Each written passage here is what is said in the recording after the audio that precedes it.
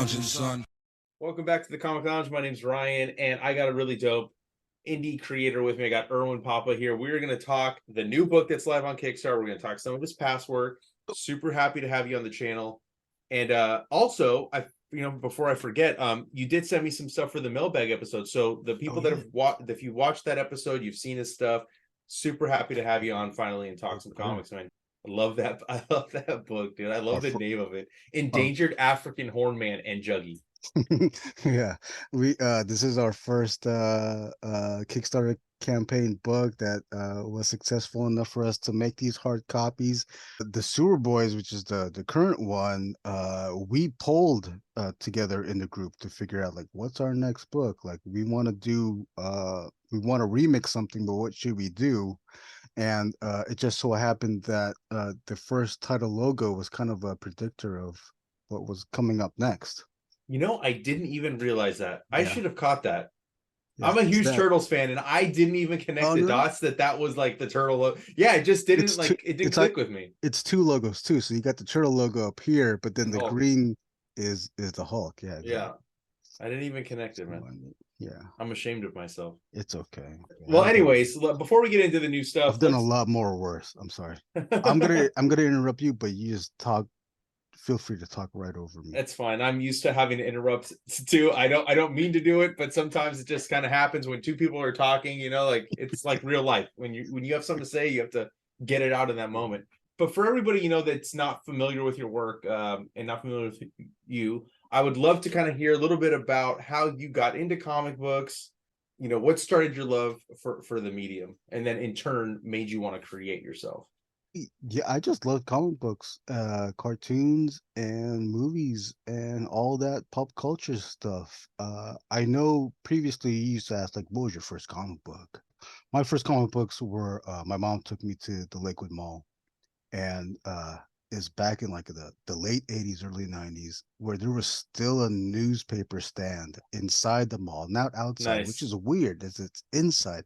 It was dressed up like the way a newsstand was, with the heavy ornate wood get up, the whole thing, that kiosk, but it's like, more established one. And I picked out a Sal Buscema Spider-Man when he was fighting Puma. I don't know what numbers. And then there is a Punisher holiday special, because Punisher holiday special. There's guns and there's holiday, right? I grew up Catholic too, so Santa Claus, right? Or Christmas. And then I also got, because it was around the holiday season, there was also that Marvel holiday special with the Art Adams cover, Santa Claus holding like the big bag of stuff. And that one really got to me because there was that, I think it's Michael Golden Wolverine story, where just you see Wolverine fighting these robots and stuff, and then like he gets blasted with a burst of fire, and then his skin rips off, and you see his metal skeleton, and then at the end of the comic you find out it was a kid playing with the toys. And I thought that was so fucking cool. It's like, oh, you could do that in comics, right? It's Wolverine, but it's not. It's the toy, and like that, that's like one of the early like hard influences as far as comic books went. And then also I had like two older cousins who took me to Comic-Con ever since 93. Like we've been going straight 93 all the way up to the pandemic. We stopped the pandemic, and we just didn't go back. But yeah, I knew Comic-Con from 93 all the way through the 2000s. I saw the change. I saw the vendors change. I saw the booths get shrunk down. Bud Plant being four booth areas getting shrunk down to two. What's that? Mile High Comics having that long ass row and that one side getting slightly shrunk down. That's how like I got into comic books. So like all that, I went in no, not 94 but 93. I always think it's 94, but it's not 94. It was 94. That was the same year Kirby passed away in February. So just imagine February, Kirby passing away. In the summer, Comic-Con happens. So everyone's talking about that, right? And me being 13 years old, like slightly just learning who the people in the credits section were like, this is Stanley, this is Jack Kirby, all these other names. Okay, I got to pay attention to these because Jack Kirby is the person that everyone's talking about. So that's like the start, and ever since then, like, just falling in love with everything that I enjoyed about comics. I'm jealous of you being able to see San Diego Comic-Con the way I wish it was now, because I just went to my first San Diego this past summer, like the first time I've been there. Obviously, it was different because the studios weren't there, but it's still not what I imagine Comic-Con was in the 90s, before the film studios, before that even became a thing, before it was about, it's because now and I felt this way, like it feels like a tourist attraction, and that's not, I don't think that's what it was, like it was about comic book fans and the fans of like, sci-fi and all that kind of stuff going to the convention. So yeah, that's crazy, dude, to imagine like what it was like back then. I think to the outsider, even back then, it was kind of a tourist attraction because, like, let's go see what these dorks are like doing, right? Let's go see like what they're like. What's this comic book stuff all about? Why people buying these books? Yeah. But now it's a little bit more. Well, it's not a little bit. It is accessible to a more general audience, and Comic Con's not going to say no to them, so they're going to include them too. But there's little instances of old Comic Con in San Diego that still happens, and it's more with the individuals. Yeah, the movie stuff is there, but I guess it's always kind of been there. It's just ramped up more the time has went on. So when did you decide you wanted to start making comics?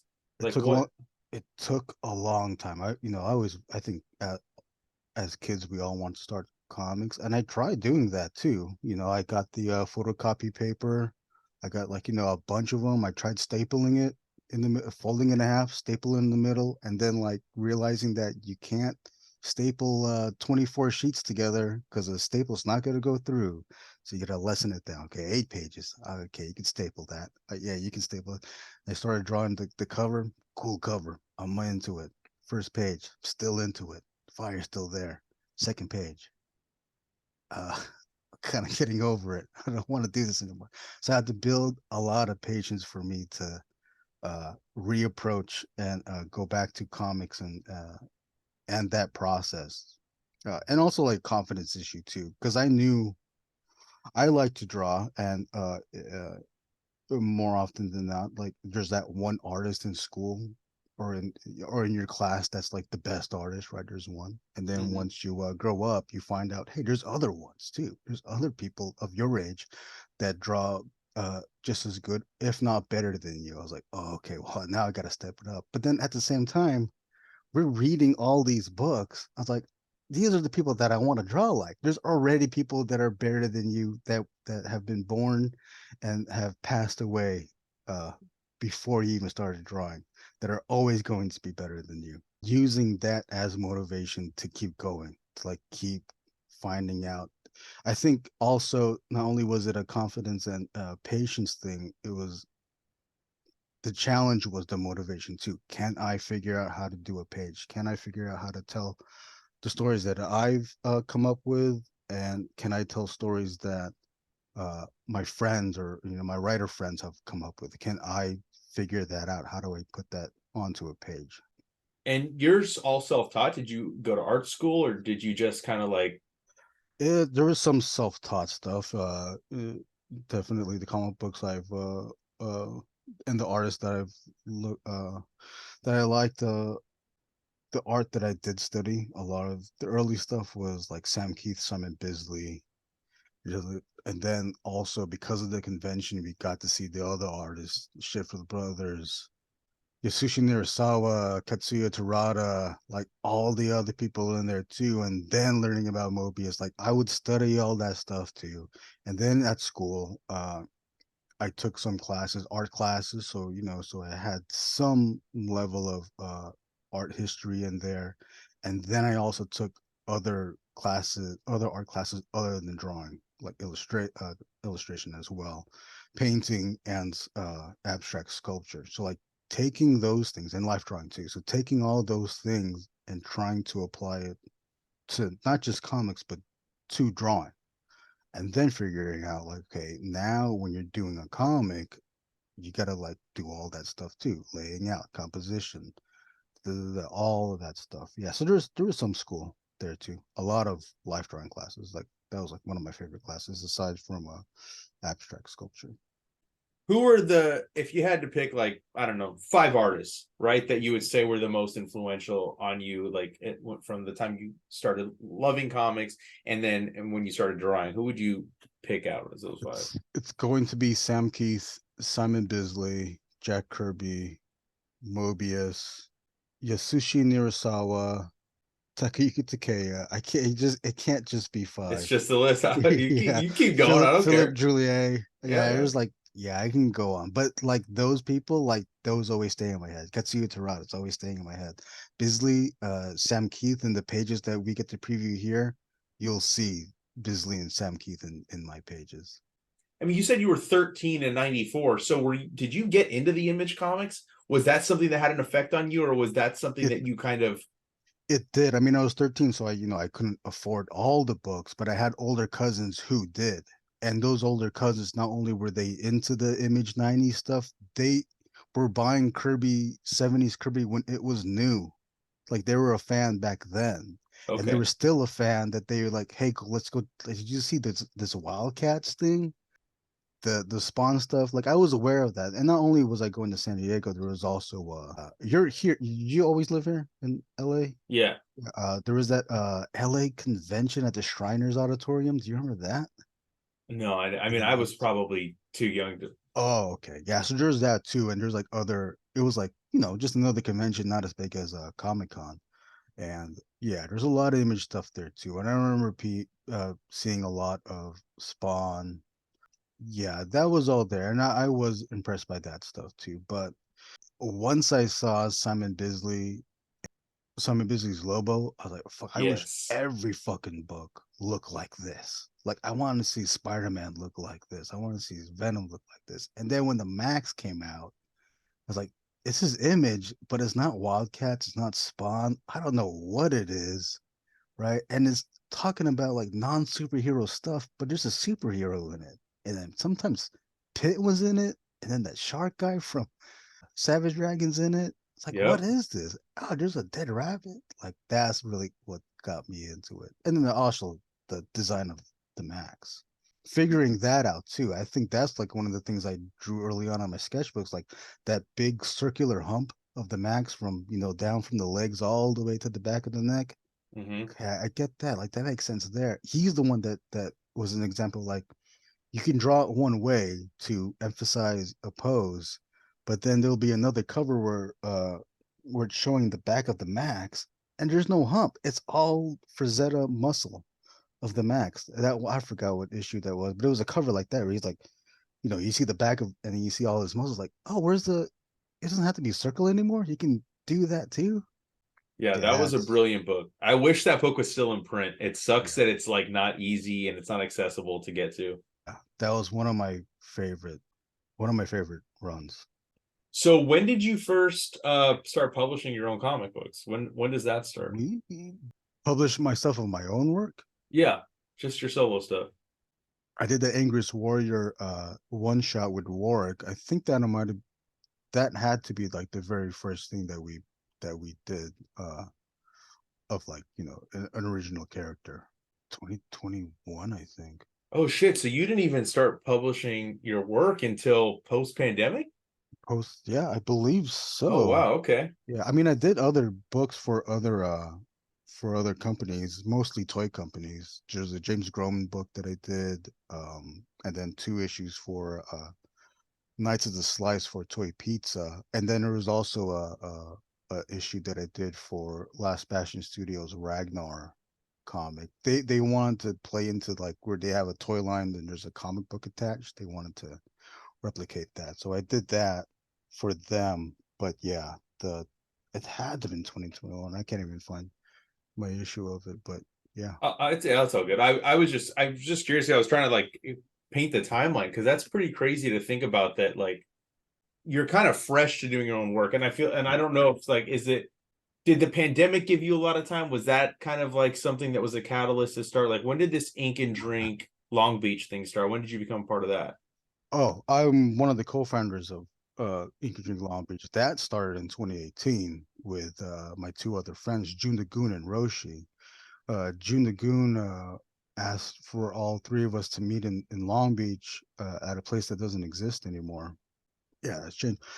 And he proposed a drink and draw event in Long Beach because he noticed that LA had Sketch Party, which that was their drink and draw event. And there's also that original drink and draw event with Dan Panosian and Joe Quesada.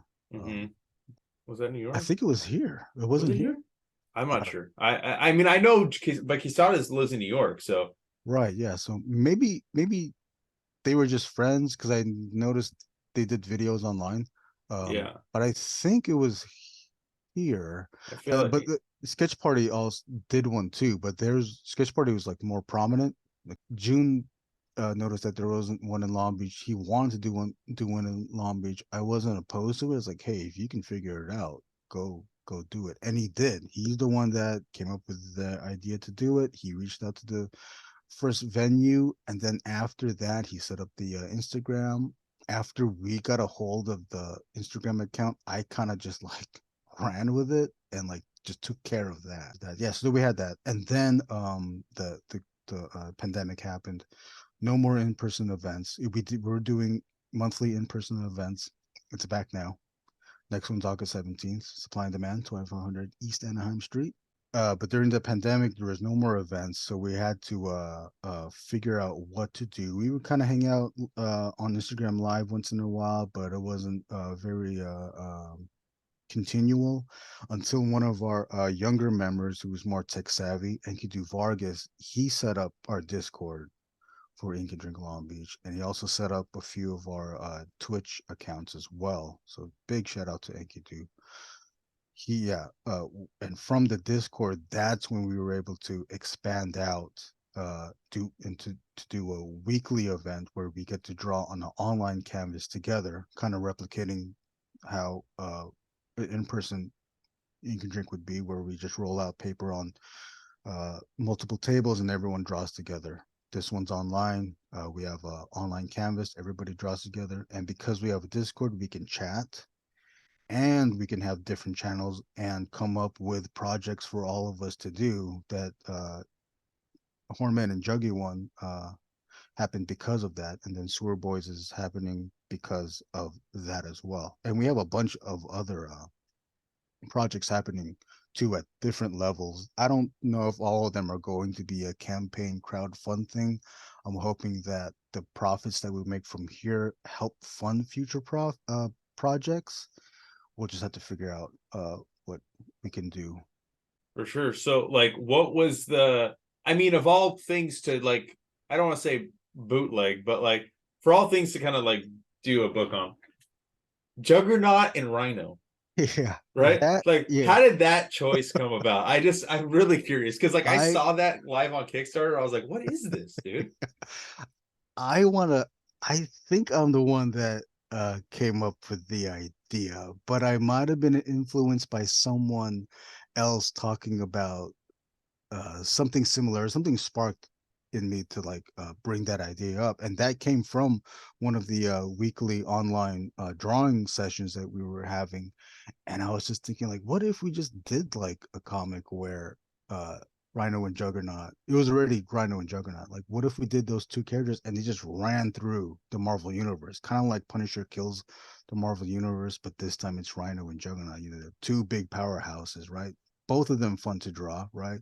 And both of them would be easily redesigned by different artists.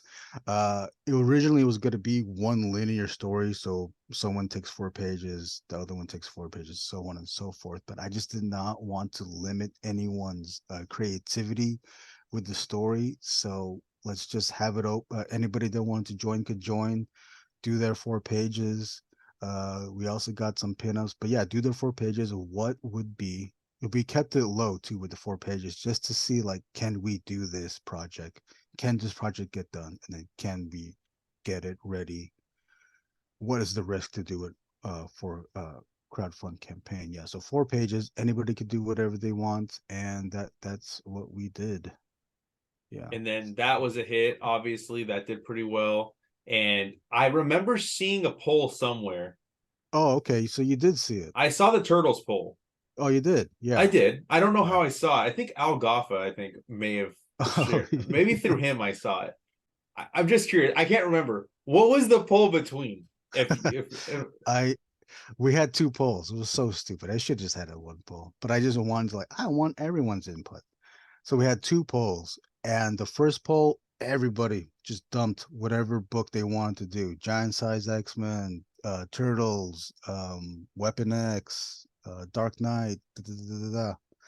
And then from that poll, there was like, I think there was 3 top. It was a 3-way tie: Giant Size X-Men, Turtles, and I think New Fantastic Four, that Art Adams oh, okay, yeah, the 3 issue. Hulk, Wolverine, Ghost Rider, Yes, yeah. yeah. So it was those 3, and then we made another poll, and then the Turtles won.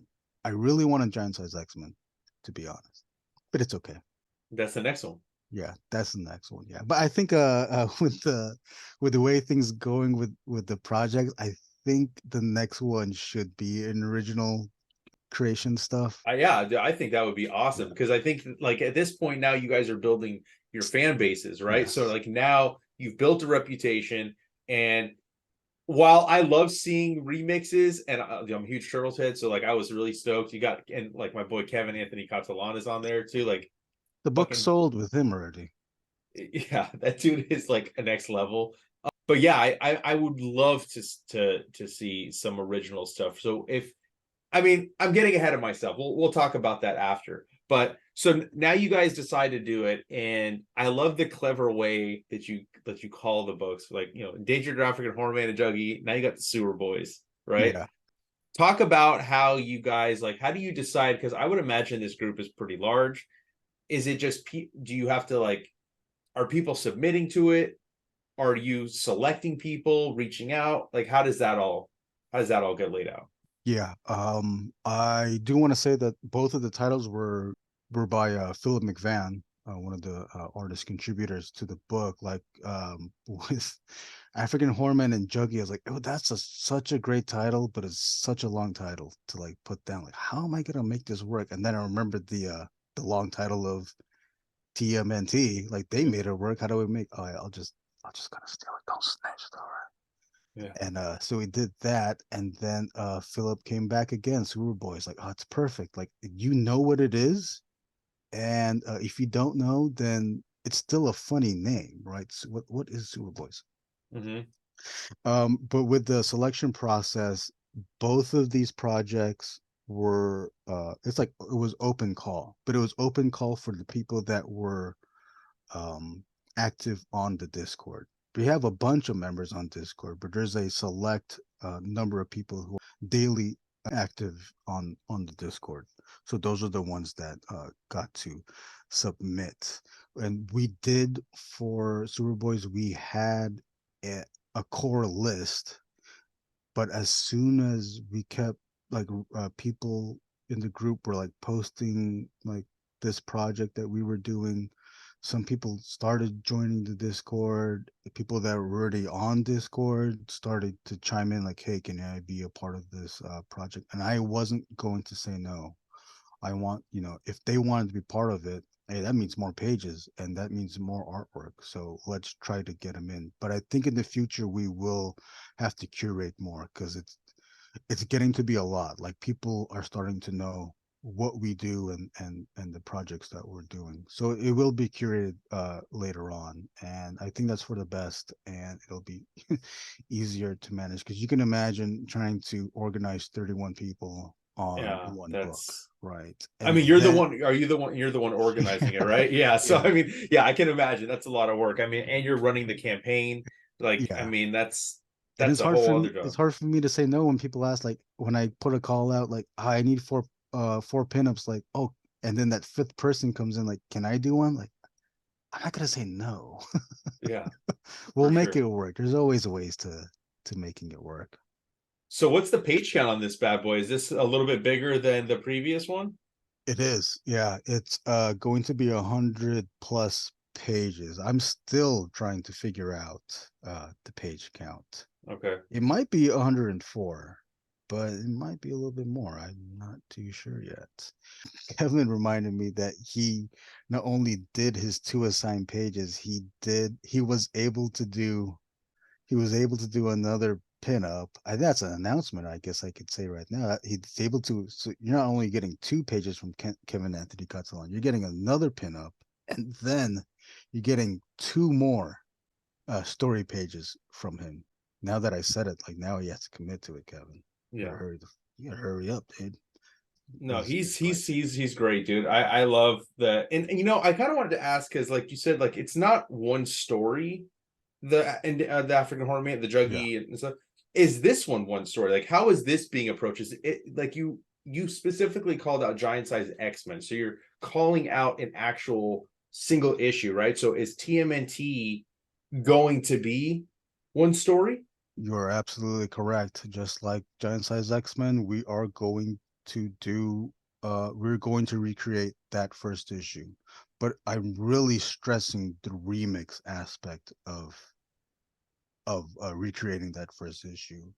I wanted to do it where everyone gets assigned pages, so then we're guaranteed a whole story, right? Every page is going to be remixed. But then with that remix element, everybody that is participating, they get to also choose a number of pages to also redo.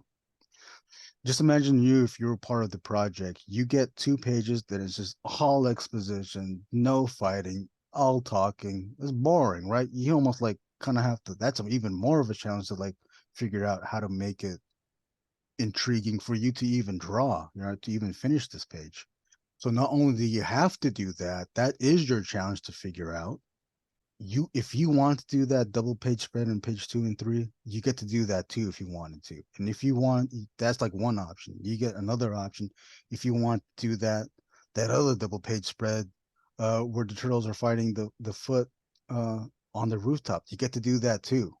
And because of that, multiple people are gonna want to do those pages or do that turtle on the rooftop looking over page 19, right? Mm-hmm. Like you like that's another page that people are gonna want to do as well. And then as a reader, you're gonna want to see how does this look like if one guy did it? How does it look if Soba did it?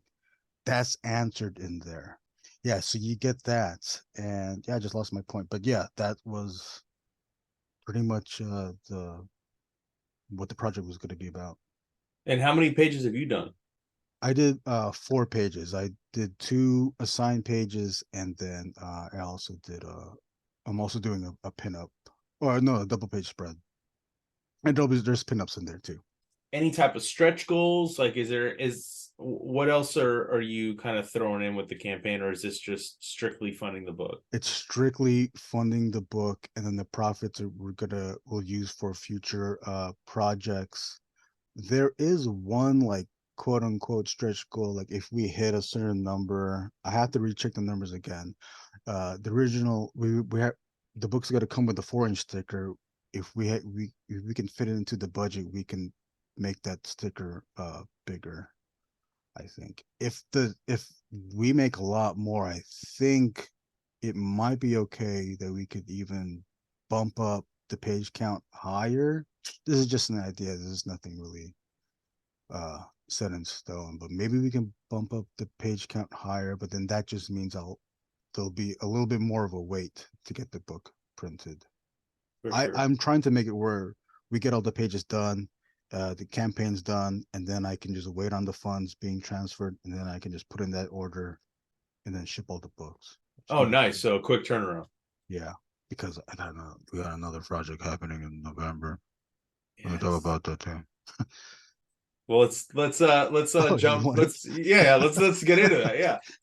What's next? What are you guys doing next? Next, with the Ink and Drink, we'll hold off for now. I think Ink and Drink might be like a yearly project or campaign thing where we're still trying to figure out what the next Inky Drink project is. As I said before, there's a bunch of projects that we have started at different levels on the Discord. So it's going to be this gladiatorial battle to see what's going to come out next, right? Mm-hmm. And then for my own stuff, I'm working with my friend Warwick Walker. He has a story called Vile. It's multiple issues. I'm not sure exactly how many issues there's going to be, but it's going to be a miniseries.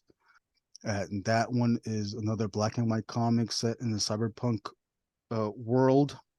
The first issue is done, and we're going to try to get that ready for November campaign. So that's why I want to get all these books out so I can just, start advertising for Vile and, getting those interviews booked for the November campaign.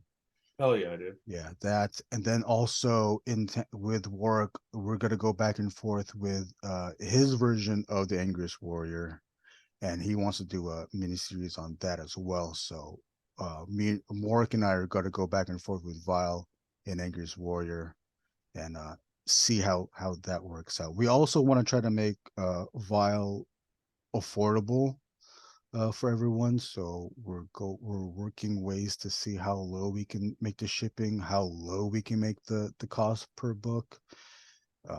Yeah, we will work really because this is his first, this is going to be his, oh no, this is going to be his second published work, but his first long series book. So he really wants to make it accessible as it can be.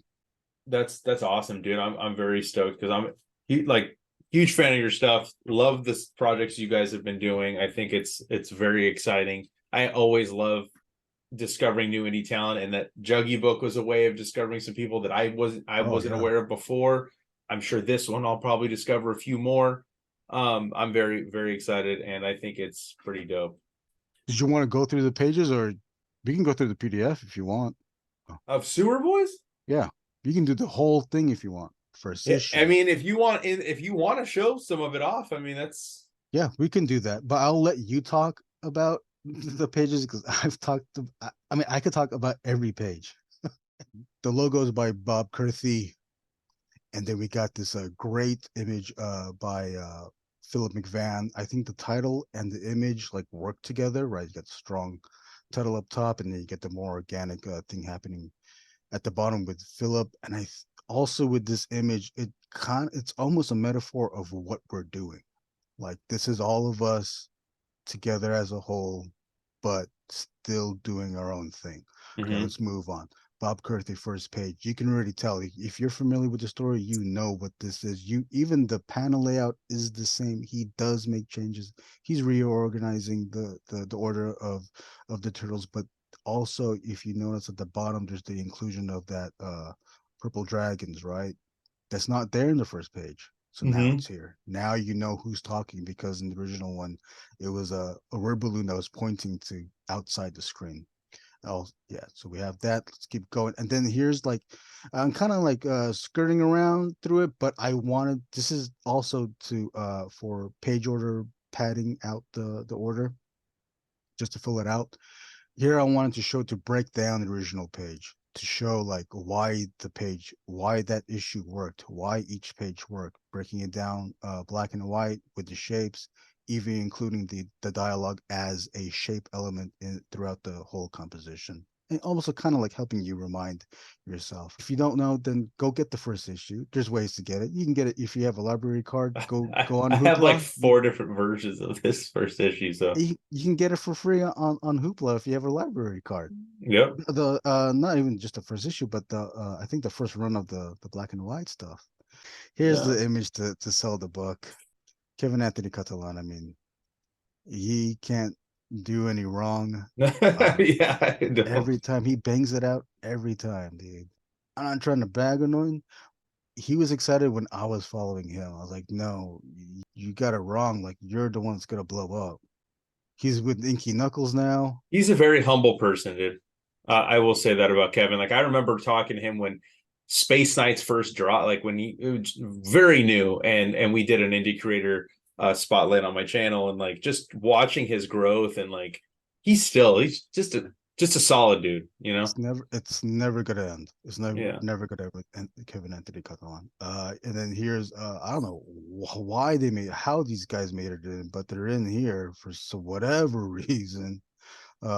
This is kind of like my way of getting that new fantastic team inside here.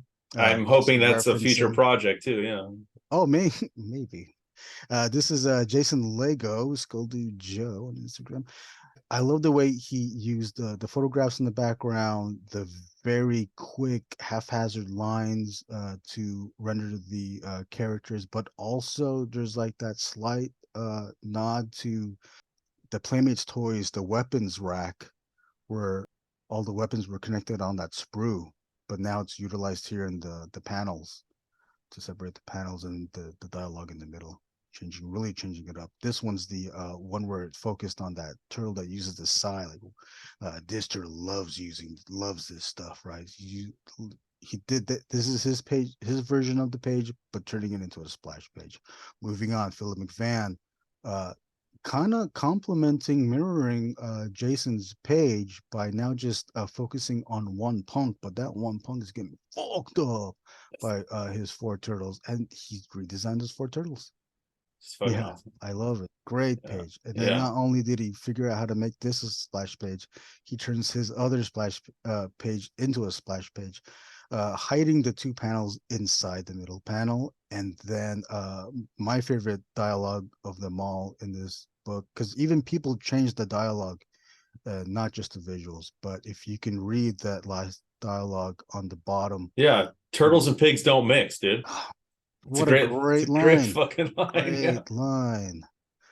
Here we have Jimmy Mondo redesigning the turtles, giving each turtle its own body type, and then including that photographic manga-esque element of that photo background on the bottom, Sure, right? yeah. High contrast. And here's Chris here Anderson. Chris Anderson, yeah, I another know, example I know his art when I see it, dude. already. Yeah, Yeah, I already exactly. know. The dude is And so this good. is an example of like these pages are the same.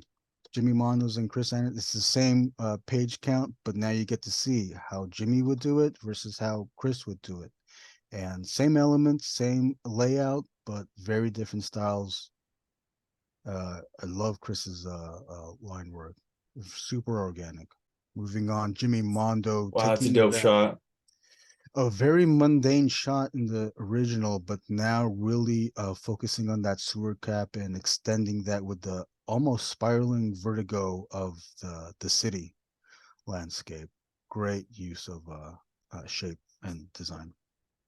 And then Anderson coming back, giving his take on it, almost making the street area its own panel where the buildings would or would be framing around that panel, but then Hmm. still giving us a fisheye lens replicating that circular motion from the previous page and spotlighting that sewer cap so we know what to look at. And great title treatment up top with Into the Night, almost a chapter break of a sort. Bill McEvoy coming in with a very animated, cartoony, exaggerated look. Great looking turtles. Like these look like they're ready for toys. That Splinter is great. Very Hmm. animated look. Uh, the screen tones happening. The black gutters. Like even with the black gutters, like just punches it up, right? Bill coming back again, replicating this page 11, very close. I was talking with Chris Anderson earlier before we recorded, and he noticed that he was comparing the actual issue with our pages, and yeah, you can see how he did that. Yeah, let's keep moving on. Soba Kore, we're getting actual sequential pages from Soba Kore this time. Very expressive, these characters. Notice Splinter at the bottom, or no, he's not Splinter. I don't know who that is. Some rat type, some rata. He's look how like the mouth is open, the his head is lifted up. He's telling this story. He's not just sitting there. He's telling the story while enjoying tea, right? And then the focus with the inclusion of gray tones, it focuses the characters. Same page, but this time by Randy Barnes. Randy Barnes did all his pages vertical, and utilized that to his advantage. Strong silhouettes up top with the ninjas, and then instead of paneling out the characters, he chose to do it in more of a portrait, stacked portrait approach. And then I also made a decision to keep the marker streaks in there. I like that. It makes it more genuine and authentic. Bring it back to Soba, so animated. That sequence, that fight sequence in the middle with the small characters, that gestures, even that small, you can tell what's happening. So good. Back to Randy Barnes, pushing all the imagery outside, keeping the dialogue in the middle, utilizing that vertical composition. And then here we have Nathaniel Osollo. His 2 pages side by side, so it has a very animated thing happening with his pages. But again, pushing out the dialogue to the outside, keeping all the middle section for him to do a collage, flashback. And then you can notice that rat character from the right hand side moving to the left when that's nice. I like that page, right? And then now this time he's keeping the dialogue in the middle, but then at the bottom, like, the dialogue then moves the reader's eyes around the page through the imagery. So it's like kind of like going backwards of that Z formation, right? Al Gofa, come on. I love this. Yeah. Chris Anderson described his pages as a Mad Magazine version. Yeah, of the that's a story. very good description. Definitely. Yeah, I mean, that looks like Tom and Jerry right there at the top oh, too. You know? God, the posing, like, with that, like, only Al Gofa would imagine something like that if there was a rat in New York. Like, he would be finding a huge cat. And the open paneling, Chris Anderson also mentioned. Yeah, great, really great pose and expression with these characters. One of my favorite panels is that first panel of that rat trying to bite that turtle. I was like, that's so great. Like, yeah, he would do something like that. Just great expression happening all around, even messing with the dialogue. Pizza, asshole, pee pee. That, so we have that. This one is beans. Uh Staying true to most of the original page, but combining the 4 panels in the middle into one cohesive splash Great where image. it makes them look like a team. And then if you notice, the brick treatment is very reminiscent of Eastman and Laird. I like that he included that. And then Oh, here's nice. I the like this. I love same it. page, and brand new Nathaniel Osollo, still keeping the characters are where the characters were, at least that rat character was, but now including and referencing the video game selection screen. Great use of that. Even the black kind of helps, like, sell that arcade screen effect. Beans back again. Here's his page 19. Great use of the brick texture. Just, you can't beat this composition, No, even this from the is a first one. beautiful page. Yeah. And then you get Soba Kore's version of it, slightly lowering the camera angle, giving us a call out to the original creators, and with the graffiti there, and like some blind devil poster. I don't know what the heck that even supposed to be. But yeah, look at those claws on that That turtle. design of this turtle is Yeah, something else, man. That's awesome. I wish he was on a book. You can make that happen, right? Mm-hmm. And then we have Enkidu Vargas, the guy that set up us the Discord, and who set up us the bomb. But here's his pages, super energetic. We got some smiley faces on those ninja soldiers, very loose with the line, and then also making it very energetic, even very loose with the dialogue lettering, super loose. Let's move on to Wulf Mungus, doing his pages. Now they're skeletons. Dope. Having fun with that. Like, he was really trying to decide, like, how can he make his pages look different from the original and from everyone contributing. He chose skeletons. I also like that it's a turtle skeleton. You know, like Yes. how do you know what the turtle skeleton looks like? But that's what it looks like. So Right. A mutant turtle skeleton. mutant turtle skeleton. Yeah. This one is Loch Ness. Very clean style. Great use of grays Oh, the here. grays are awesome. Yeah. Uh, there's a quick reference with Pizza Face in the background and Burger King Queen. Enki back again, smiley face soldiers, super loose style. I dig it. I dig it so much. Back with the skeletons, just really fun looking skeletons. Come on, you can't beat that. And then really changed up with Loch Ness's page here. Like that dude in the bottom left corner. That's great. Great use of lighting there with Yeah. the eyes. And then Loch Ness also included a mutant suplex with the attack. Like, oh, that's great. And then utilizing the spotlight from the background as a spotlight to highlight the mutant suplex. Great, great use. I love like just watching these people seeing how different their pages look. We're moving on with the story, manga style from Nicholas Cato. Look how huge he's using, very manga proportions with that huge big boss dude against those little guys in the foreground. How about Coming, that mullet too, man? I love that mullet so much. And then the bandana like helps it out too. Yeah, yeah. Okay, let's Oh man, this is same dope. page.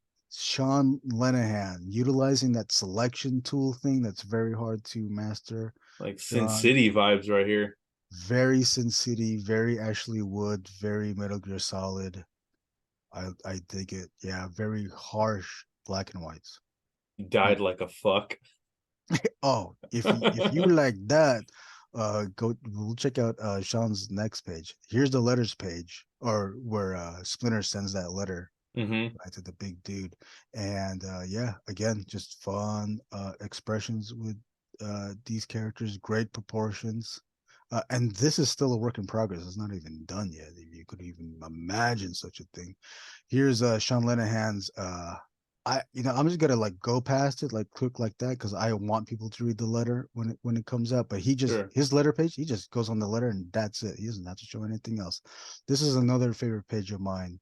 JGArtworld, giving a huge shout out to Jack Kirby.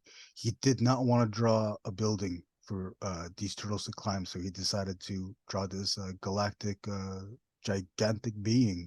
I love the turtle design, and yeah, let's move on. We get a profile of that galactic being. Great shot of the turtles, and then his inclusion of the Shredder, Joon the Goon, uh, Wow. Yeah. core co-founder of Ink and Drink, coming in with a Dark Knight Returns reference right there. That Utilize. might be the most badass shredder I've ever seen, dude. Yeah. There's another one that's contending, but it's very close to this one. So let's keep moving on. Next, more of the Shredder.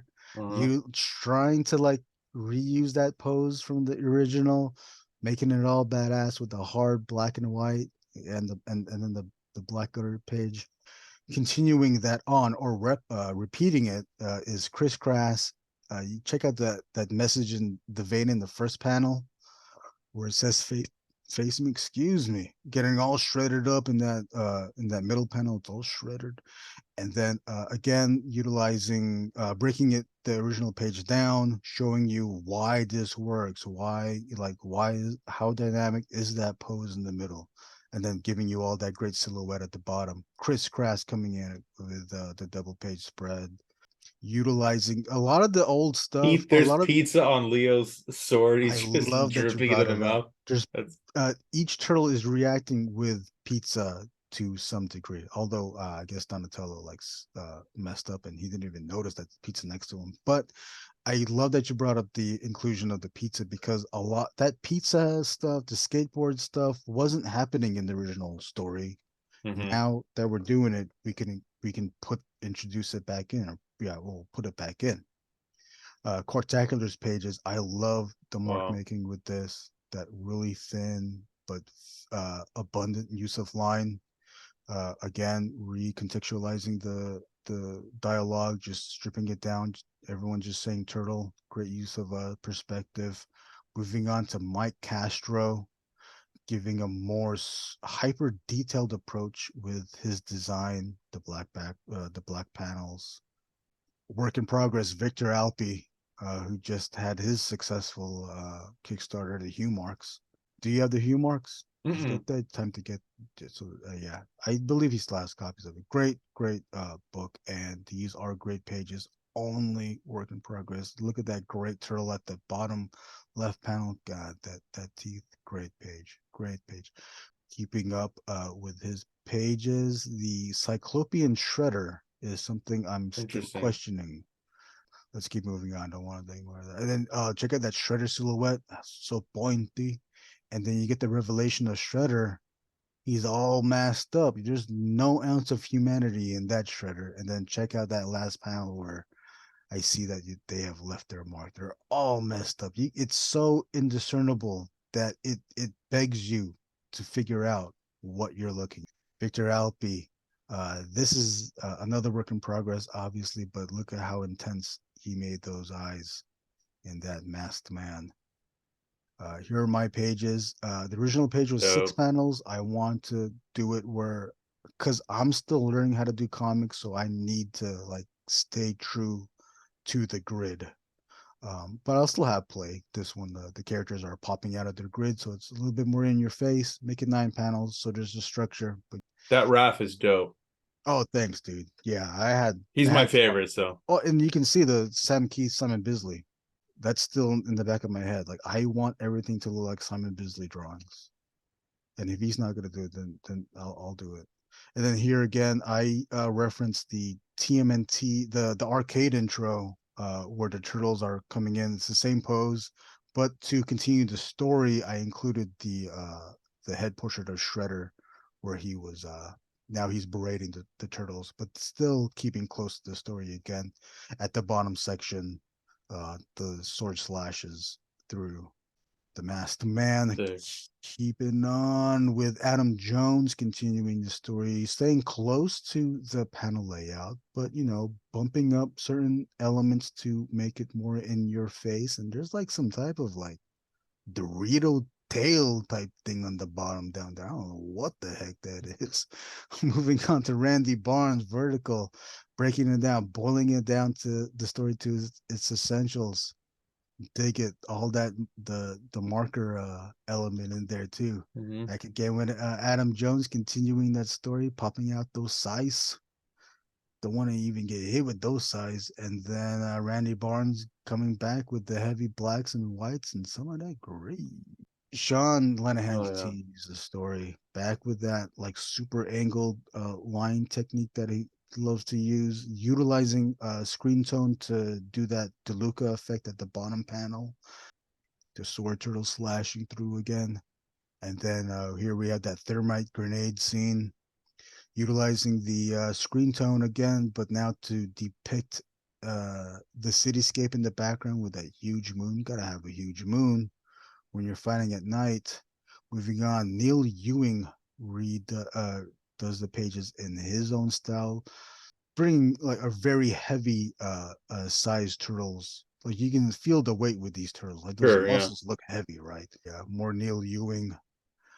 We get to see more of his turtle faces and body designs, bringing in those screen tones, giving it that manga element, and then having a Soba coming with the last panel, getting a little meta with the SEWER Boyz advertisement on the walls, but you could see how he can make a character that's standing look like it's still moving, and he doesn't have to show you the whole full figure.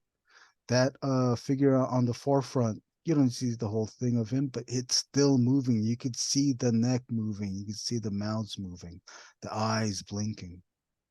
Moving on, since we started the story with Bob Kurthy, we're going to end the story with Bob Kurthy page. Now this time, Bob Kurthy really changing that last page, turning that camera around, watching the turtles run away, fading into the night, and then including in the background downtown Long Beach, that hotel that's now that old hotel that's now luxury apartment rooms. And I believe this is Alamitos that goes into Ocean Boulevard. Here's a pinup section. We got Raymar Brunson coming in with that Krang, coming in with that Baxter Fly. He's so fly. Bebop and Rocksteady, Neil Ewing, great designs. The pinup section is also another way to draw characters that weren't in the first issue. So a lot of great stuff happened after that, right? Here we have Bob Kurthy's version of Gamera. The Japanese characters up top spell out Cowabunga. Great drawing. This is the other badass Oh, shredder. that's pretty dope. Yeah. I've never seen one with a shredder with tattoos. My COD does it this time, and you still get look at the reflection in the stars too. Like that's exactly. fucking crazy. Yeah, it's like kind of slightly referencing the Wolverine Hulk. Doesn't Yeah. have to, but if it's not, it's still badass, right? And they Mhm. used to look at a Technodrome up top with, I guess, a Krang brain in the sky. So it's almost collage like. Badass pinup by Sean Lenahan of April O'Neil. And I think there's turtles in here too, but I'm not sure. All I can see is that April O'Neil. We got our ad section. Enjoy Ooze, Mike Castro. There's also Diet Ooze if you'd like. Mike Castro was also kind enough to give us an ad for SEWER Boyz Pizza. Feel free to, when you get the book, feel free to cut out those coupons at the bottom. Another ad for SEWER's ice cream, Nathaniel Osollo. I don't know how many have you had of those. How many turtle popsicles have you had in your lifetime? Way too many. JGArtworld's pinup for another redesign of his turtles. I'd love to see this as a toy. Chris Chris Anderson. Anderson. Yeah. Come on. Dang. Yeah, he Googled, I think he searched for like weird turtle characters, and he found Worm, and he drew that. And great perspective, great angle. Those eyes, can't help but look at it. He even included uh, the accessories and added a sidekick character to this character who did not have a sidekick. Another Chris Anderson, it came from Dimension X. I love that triangle on the bottom. He used screen tone, that psychedelic screen tone in the back. Great use of that. And you just can't help but look at those nipples. That's exactly what I was staring. I was like, God damn, those things are huge. I said it the first time with the first recording. If this was a boss, the head and those nipples would be the hit points. Coming in with Loch Ness, Splinter. We don't get a lot of Splinter fighting, but this time we get to see it happening here. But look at the soldiers disturbing his tea time. Scumbug again, Loch Ness, great Scumbug, one of my favorite figures. He even included the accessories, even that little yellow bug cockroach. Uh, this one is Beans with pizza face, great design. Yucky. Joshua Green, the only person smart enough to turn his pinups into a double page spread. He figured out to even tell a dialogue story for his spread as well. Look at all those That's mousers. awesome. That's Baxter Stockman, and Philip McVann bringing in another one of his favorite character toys from the 80s toy line, Fugitive Robot, including the turtles and the little tiny Splinter. Great use of grayscale. Love the lines. Very reminiscent. It's like almost like a cartoony Charles Burns. Moving on to Valley Dwellers, Casey. Great use of the tunnels. You still get some turtles in the back, but I love the spray highlight. Randy Barnes pinup kind of scares me a little bit because they kind of look like ET, and I'm freaked out about it, ET. So we have that, and then bringing in that Bob Kurthy logo, referencing that first page, Bill McEvoy with his katana wielding turtle. Moving on, another Randy Barnes bringing in the SEWER Boyz on the tees. Here's my series of pinups. General Trag. We got Scumbug, Metaluna Mutant, R Turtle, and then we got Slash. Oh, nice. That's sick, dude. I like that Slash. And then that one, the previous ones I did for a ringthology that Eli hosts on Facebook, and then this Slash was originally done on on Jared Cody Wolf's summer special, which was his TMNT tribute. And then to end the book, back cover, we get the Ink Drink Sewer Cap logo that will be the same graphic for our sticker. And then Bob also has on his threadless.com, gazilcher.threadless.com, his sewer cap logo along with his potato mummy. Go check it out if you want to get the logo on a shirt. And that's it. Thank you. It's been a blast talking with you. Super stoked for the project. Can't wait to see what else you got coming out in the future. Everybody listening and watching, go back to Kickstarter that's live right now. There's still plenty of time to get to it, but don't wait till the last minute and then you miss out on some really dope comics. Erwin, thank you so much again for taking time to chat with me, going through the book with me. It's been a pleasure, and I definitely would love to do this with you again sometime in the future. Totally. Let's do something in November. All right, cool. Sounds good. All right, Ryan, take it easy.